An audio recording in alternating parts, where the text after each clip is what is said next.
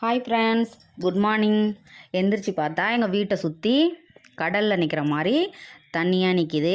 நாங்கள் எங்கள் மாடியில் போய் தான் இந்த வீடியோ எடுத்தோம். எங்கள் செடியெல்லாம் பார்த்தா தொட்டியெல்லாம் ரொம்பி தண்ணி நிற்கிது. அதெல்லாம் தொட்டியில் இருந்த தண்ணியெல்லாம் கீழே சாய்ச்சி விட்டு செடி வேர் அழிவிடுமேன்னு அதெல்லாம் கொஞ்சம் சரி பண்ணி பார்த்தோம். அதுக்கப்புறம் கொடி மாதிரி பைப்பில் சுற்றி வச்சுருக்கோம். மயில் மாணிக்கம் அழகாக பூத்துருக்கு. ஒவ்வொரு தக்காளியாக இப்போ தான் வந்துக்கிட்டு இருக்குது. ஒரு தக்காளி பெருசாக இருக்குது பாருங்கள். ஃபஸ்ட்டு இப்போ தான் எங்கள் வீட்டில் தக்காளியை காய்ச்சிருக்கு. அழகாக இருக்குது எங்கள் மாடியில். அதுக்கப்புறம் இந்த பூ ஆன்லைனில் தான் இந்த செடி நான் வாங்கினேன். உங்களுக்கு இந்த பூவோடைய பேர் தெரிஞ்சால் எனக்கு கமெண்ட்டில் சொல்லுங்கள். அதுக்கப்புறம் விளக்கு நைட்டே ஊற வச்சிட்டோம் பவுடரில். அதை கழுவிட்டு இருக்கேன். விளக்கு கழுவி மஞ்சள் குங்குமம் வச்சு ரெடி பண்ணி வச்சாச்சு தீபத்துக்கு. மஞ்சள் குங்குமம் வச்சு இங்கே பாருங்கள் தட்டில் அழகாக தனித்தனியாக எடுத்து வச்சிட்டோம் விளக்கெல்லாம். விளக்கில் எண்ணெய் ஊற்றி திரி போட்டு கரெக்டாக ரெடி பண்ணி வச்சிட்டோம். நாங்கள் ஈவினிங்காக ஏற்றுறதுக்கு நமக்கு ரெடியாக வச்சிட்டோம்னா கரெக்டாக எடுத்துக்கலான்ட்டு. மதியத்துக்கு லஞ்சுக்கு மாங்காய், கத்திரிக்காய், கேரட் போட்டு சாம்பார், அவரைக்காய் பொரியல், சாதம். தம்பி மாலை போட்டிருக்கான். இல்லைனாலும் நாங்கள் செஞ்சுட்டு தான் இருக்கோம். மதியத்தில் நம்ம சாப்பிட்டு தானே ஆகணும். விரதம் பண்ணணும். செஞ்சாச்சு. அதுக்கப்புறமா சக்கரை பொங்கல் செஞ்சேன் சாயங்காலமாக படைக்கிறதுக்கு தீபத்துக்காண்டி. அப்புறம் அப்பம் சுட்டோம். அப்பம் அவள் கெட்டி அவள் செஞ்சோம். அதுக்கப்புறம் கிச்சன் வேலை முடிஞ்சிச்சு. கோலம் போட்டு கோலத்துக்கு சூப்பராக கோலம் போட்டு அழகாக கலர் அடித்தாச்சு. இங்கே பாருங்கள் விளக்கு தான் போட்டிருக்கேன் நான். நடுவில் வேல் போட்டேன், முருகர் வேல்.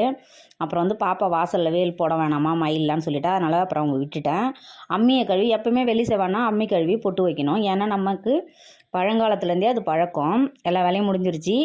இப்போ இலையை போட்டு சாமிக்கிட்ட நம்ம வாங்கிட்டு வந்த பொருளெல்லாம் பொரி, ஆப்பிள், மாதுளை, ஆரஞ்சு, செவ்வாழை எல்லாத்தையும் வச்சாச்சு.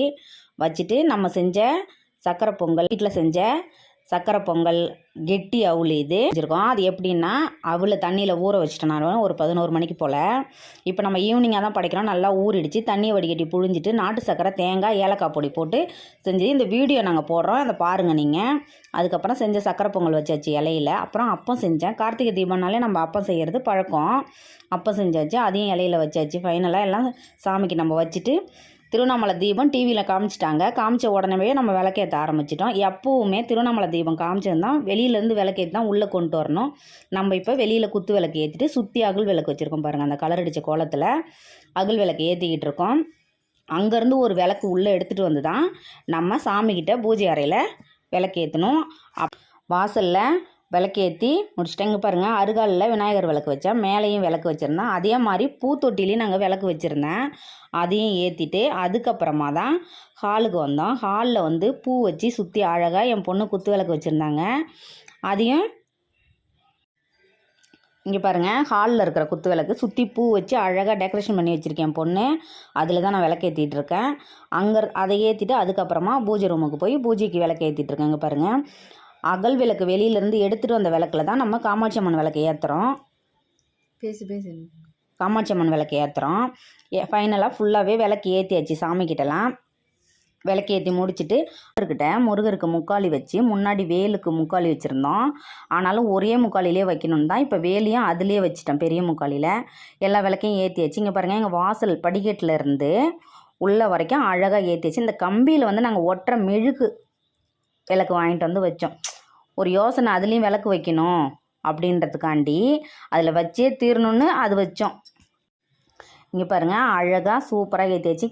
கால் பாதம் போட்டிருக்கேன் பாருங்கள். எப்போவுமே வெள்ளிக்கிழமையில் நம்ம நிலவாசப்படியில் மஞ்சள் தடவி அந்த கால் பாதம் போட்டு தான் படைக்கணும். இங்கே ஃபைனலாக எல்லா வேலையும் முடிஞ்சிருச்சு. சாமிக்கு சாம்பிராணி ஊற்றி காட்டிகிட்டு இருக்கேன்.